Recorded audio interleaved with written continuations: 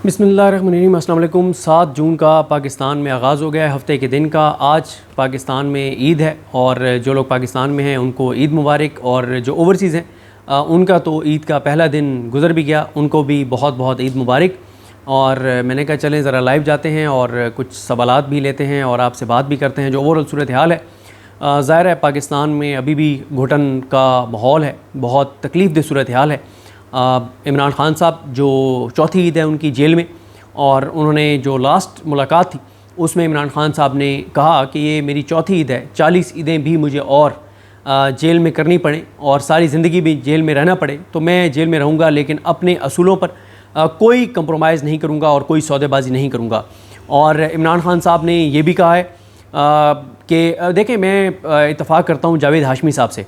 जावेद हाशमी साहब ने बहुत ही खूबसूरत बात की है। असल बात वह है जो जावेद हाशमी साहब ने की है। जावेद हाशमी साहब कहते हैं कि इमरान ख़ान ने अगर अकेले रिहा होना होता, इमरान ख़ान ने ख़ुद रिहा होना होता तो वो कब का रिहा हो गया होता।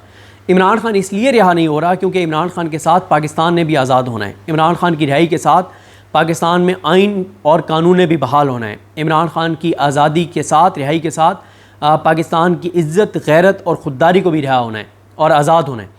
तो ये बात उन्होंने आलिया शबीर साहिबा को इंटरव्यू देते हुए कही है और मैं इत्तफ़ाक़ करता हूँ। अगर इमरान ख़ान की अपनी ज़ात की बात होती तो इमरान ख़ान कब के रिहा हो चुके होते। इमरान ख़ान साहब ने ये बात कही है कि लोगों को, पाकिस्तान के लोगों को, कि देखें मेरी अगर ज़ात की बात होती तो मुझे तो कहा गया कि आप जो है वो ये करें कि जनाब आप रिहा हो जाएँ और आप जाएँ बनीगल आराम से बैठे। ये बात छोड़ दें कि पाकिस्तान के फ़ैसले पाकिस्तान में होंगे, गैरत की बात छोड़ दें, ख़ुददारी की बात छोड़ दें, पाकिस्तान के लोगों के की हुर्मत की बात छोड़ दें, इंसानियत की हुर्मत की बात छोड़ दें। ये मत कहें कि इंसानी हकूक़ की पामालियाँ ना हों, ये मत कहें कि लोगों को उठाया ना जाए, ये मत कहें कि लोगों के वोट को की इज़्ज़त की जाए, उनके वोट को गिना जाए। ये बातें ना करें।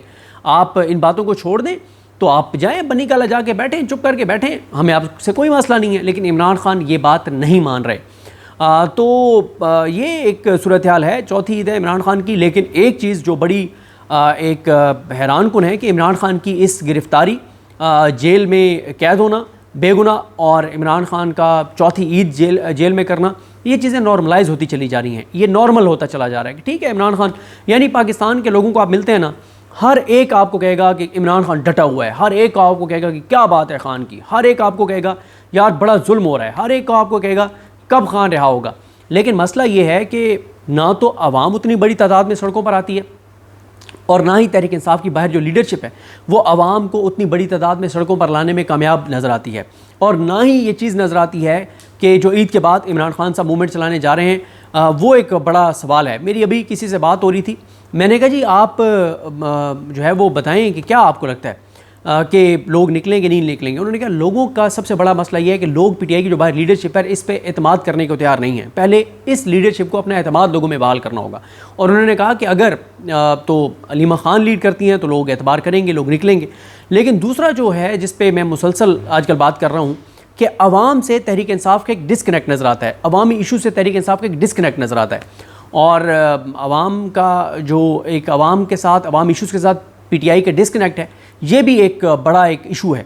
पीटीआई अभी तक लोगों को, आजकल सलमान के राजा साहब उस पर बात कर रहे हैं, लेकिन अभी तक पीटीआई इस चीज़ को उस तरह से अवामी सतह पर इस्टेब्लिश नहीं कर पाई कि लोगों को बताए कि इमरान ख़ान अगर जेल बैठा है तो आपकी वजह से बैठा है, आपकी खातिर बैठा हुआ है। और इमरान ख़ान के जेल जाने के बाद पाकिस्तान के साथ क्या हुआ, आज की आप रिपोर्ट देख लें कि जो वर्ल्ड बैंक की रिपोर्ट है कि 45% लोग ख़त गुर्बत से नीचे चले गए हैं। 45% लोग, पाकिस्तान के 11 करोड़ लोग, 11-12 करोड़ लोग ख़त गुर्बत से नीचे हैं।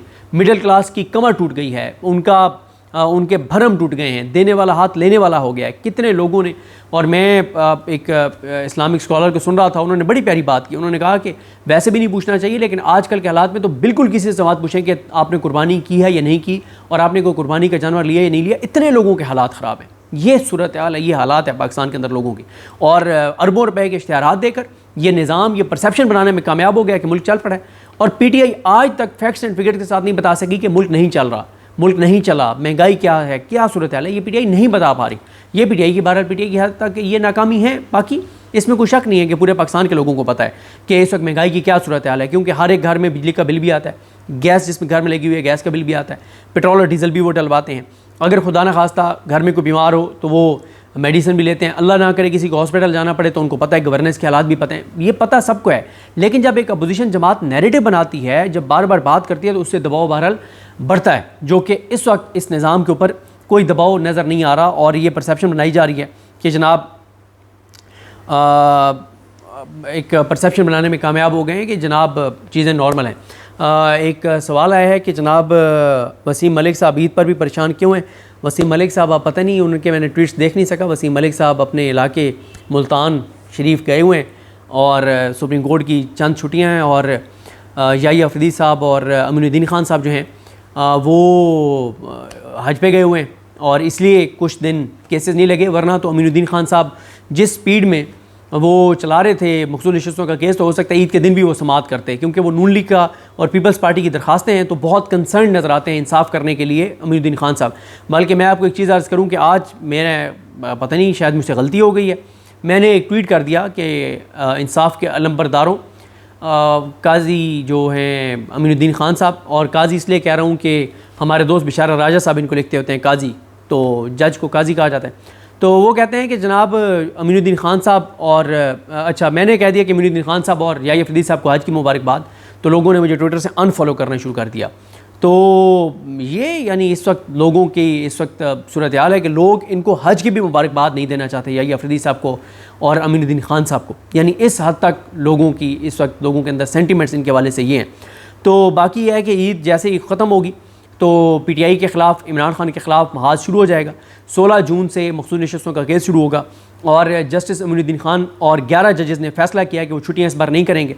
अब आप मुझे बताएं ना कि कभी आपने देखा है कि ये सुप्रीम कोर्ट के जज जो हैं, ये अमीनुद्दीन खान वगैरह, ये आम आदमी के लिए इतने कंसर्न नजर आए हों कि बेलें सुने, आम आदमी के केसेस सुने, प्रॉपर्टी के केसेस सुने।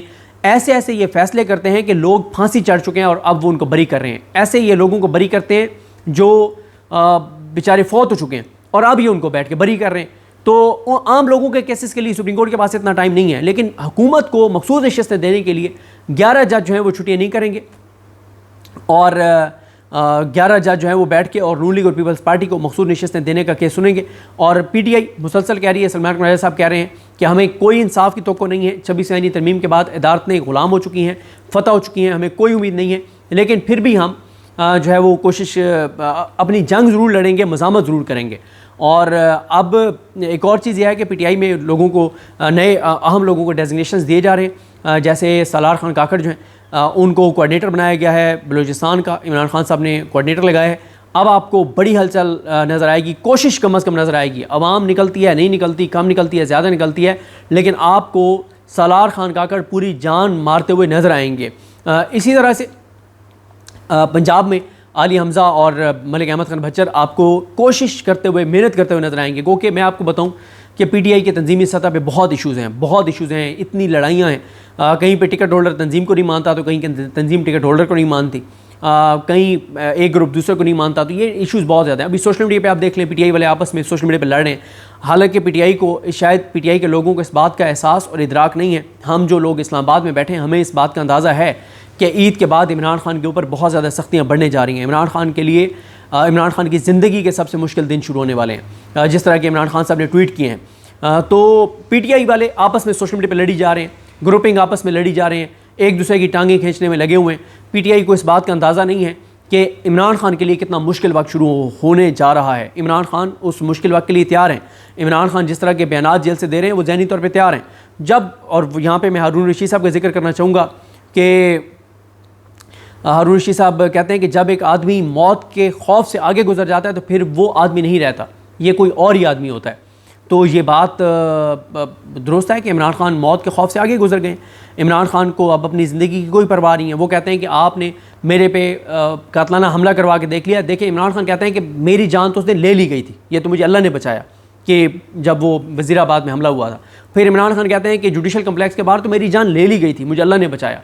तो इमरान खान को मौत का कोई खौफ नहीं है। दूसरा, मैं आपको बताऊं कि इमरान खान साहब की जो रिहाई है ना, मुझे एक कश्मीरी मिले जिनका ताल्लुक़ मकबूजा कश्मीर से है, और वो अब पाकिस्तान में, तो बड़े उनके हालात वहाँ पे तंग हो गए थे, तो वो फिर वहाँ से निकले, किसी और मुल्क में चले गए, वहाँ से पाकिस्तान आ गए, मकबूजा कश्मीर के रहने वाले। उन्होंने मुझे कहा कि इमरान खान की रिहाई का तल्लुक पाकिस्तान के अंदर से नहीं है, इमरान खान की रिहाई का मसला इंटरनेशनल है। और मैं इस बात से इत्तफाक करता हूँ। आलमी क़ुव्वतें इमरान खान की रिहाई क्यों चाहेंगी? और मैं हैरान हूँ PTI वालों से, जो ये कोई लेटर अमेरिका से आता है, कांग्रेसमैन लिखते हैं कोई लेटर कोई चीज़, तो PTI वाले उस पर शादियाने बजाने लग जाते हैं। ये मैं इससे इत्तफाक नहीं करता। इमरान खान ने रिहा होना है पाकिस्तान में मज़ाहमत के ज़रिए, पाकिस्तान में आवाम के सड़कों पर निकलने से। इमरान खान ने अमेरिका इमरान खान की रिहाई के लिए किरदार अदा नहीं करेगा। क्यों? मुझे बताएं। अमेरिका तो चाहता है कि सारे इस्लामी मुल्क जो हैं वो वजाहत साहब का मैंने मैसेज पढ़ लिया है, वजाहत आमिर साहब का, ज़ुबैर अली खान साहब के ब्लॉग के वाले से। वजाहत साहब, मैं इस पर बताता हूँ आपको। तो अमेरिका क्यों चाहेगा कि पाकिस्तान में एक ऐसा लीडर हो जो खुददार हो, जो गैरत की बात करे, जो पाकिस्तान की इज़्ज़त की बात करे, जो पाकिस्तान के फ़ैसले पाकिस्तान में करने की बात करे, जो इसराइल के ख़िलाफ़ बात करे, जो फ़लस्तीन के हक़ में बात करे, जो उम्मत मुस्लिमा की बात करे। अमेरिका नहीं चाहेगा ऐसे लीडर को, ट्रंप नहीं चाहेगा। तो PTI निकल है इस चीज़ से कि ट्रंप इमरान खान की रिहाई के लिए कोई किरदार अदा करेगा। ट्रंप को तो चोर डाकू लुटेरे सूट करते हैं, जिनको वो एक काम कहे तो वो कहें सर आपने एक काम कहा है, हमने 3 करके दे दिए। तो ट्रंप को तो ऐसे बंदे चाहिए, ट्रंप को ये इमरान खान नहीं चाहिए। ठीक है, PTI वहाँ पे ओवरसीज़ पाकिस्तानी कोशिश कर रहे हैं, और ओवरसीज़ पाकिस्तानी जो हैं वो बहुत कोशिश कर रहे हैं पाकिस्तान की खातिर कि पाकिस्तान आगे जाए और पाकिस्तान चोरों डाकुओं लुटेरों के तसल्लुत से आज़ाद हो। उनके प्रेशर पे वहाँ के जो कांग्रेसमैन हैं वो लेटर भी लिख देते हैं, बात भी कर देते हैं, ट्वीट भी कर देते हैं। लेकिन अमेरिका इमरान खान की रिहाई क्यों चाहेगा? मैं इससे इत्तफाक नहीं करता। PTI को ये छोड़ देना चाहिए, उनको इस पर फोकस करना चाहिए कि पाकिस्तान के अंदर लोग निकलें।